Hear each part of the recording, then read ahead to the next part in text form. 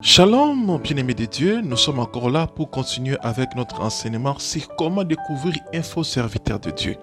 Abonnez-vous déjà et partagez le message de partout où vous êtes pour permettre à ceux que nos bien-aimés qui ne sont pas encore informés de tous ces messages que Dieu nous donne soient encore avec nous pour bénéficier de tous ces enseignements. Dans notre première émission, nous avons révélé le premier signe pour connaître un faux serviteur de Dieu, c'était par leur comportement.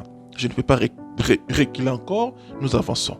Aujourd'hui, nous allons toucher le deuxième signe qui est la cupidité. Ce que nous retrouvons par le serviteur de Dieu, soi-disant de Dieu actuellement.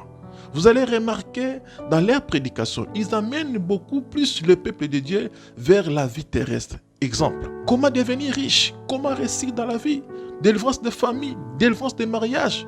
Très rare de le voir prêcher la repentance ou de montrer le peuple de Dieu l'enseignement sur le temps de la fin. Si nous lisons dans Matthieu 6, 33, la Bible nous dit clairement « Cherchez premièrement le royaume et la justice de Dieu, et toutes ces choses vous seront données par-dessus. » Je vous informe que Jésus revient bientôt, bien-aimés de Dieu, avec tout ce que nous voyons aujourd'hui. Bien-aimés, le temps n'est plus pour rester dans la distraction. Sortez du milieu de ces hommes-là, sortez dans ces églises-là, où vous voyez un serviteur de Dieu cupide. La cupidité a poussé le pasteur à s'approprier du bien de l'église. Pendant que les collaborateurs souffrent, lui et sa famille font des voyages à tout temps. Pendant que les collaborateurs souffrent, lui, il achète des parcelles, il crée des entreprises avec le bien des enfants de Dieu. Après, il va venir vous dire que non, moi je suis un homme d'affaires, j'ai commencé les affaires depuis longtemps. Oh bien-aimé de Dieu. Alors ce serviteur-là qui vous ont soutenu depuis votre début, quel sera leur sort? Si tu lis dans Ephésiens 5, verset 5 et 1 Corinthiens 6, verset 10, tu comprendras l'importance de ce que je suis en train de dire.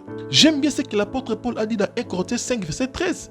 Je vous écris dans ma lettre de ne pas avoir des relations avec des impudiques, non pas d'une manière absolue avec les impudiques de ce monde, ou avec les cupides et les ravisseurs, ou avec les idolâtres. Autrement, il vous faudrait sortir du monde. Maintenant, ce que je vous écris, c'est de ne pas avoir des relations avec quelqu'un qui se nomme frère et impudique, ou cupide, ou idolâtre, ou outrage, ou ivrogne, ou ravisseur, ou de ne pas même manger avec de telles personnes. Qu'ai-je en effet jugé ces d'ailleurs? La Bible dit que lorsque la reine de Saba a visité Salomon, il a constaté que la vie de Salomon et de ses serviteurs était stable. C'est comme ça qu'on va considérer un vrai serviteur de Dieu. Vous nous prêchez l'amour, mais en vous, il n'y a pas l'amour. Vos biens sont pour vous. Vous ne voulez pas que les collaborateurs puissent parler avec les fidèles, avec les enfants de Dieu. Ça, c'est la cupidité, ça, c'est démoniaque, ça, c'est diabolique. Si vous êtes un enfant de Dieu, un serviteur de Dieu, appelé de Dieu, tu dois retourner parce qu'il y a des versets que je viens de vous donner là. Dans Ephésiens 5, la Bible dit clairement qu'aucun cupide ne verra le Seigneur. Celui qui a l'amour de l'argent ne verra pas le Seigneur.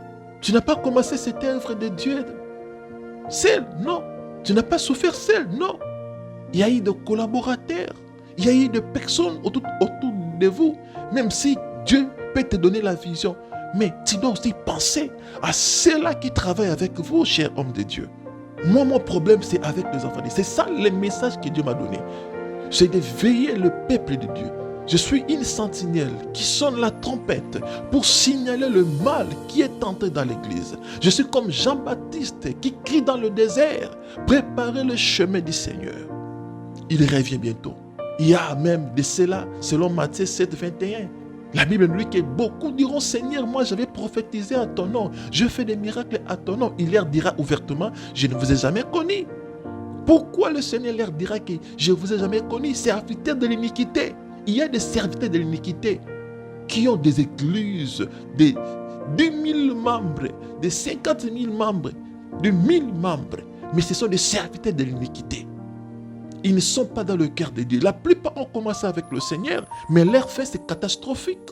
À cause de la gloire de ce monde, à cause de la richesse de ce monde, plusieurs ont cédé. Enfants de Dieu, soyez prudents. Soyez souple. L'air est grave. Je vous dis que l'air est grave. Sortez des milliers de Dieu. Priez le Seigneur. Tout ce qui brille n'est pas de l'or. Tout ce qui brille n'est pas de l'or. L'or devrait être éprouvé par le fait qui est la parole. Un certain de Dieu, un vrai serviteur de Dieu, son comportement seulement doit pousser les gens vers le Seigneur.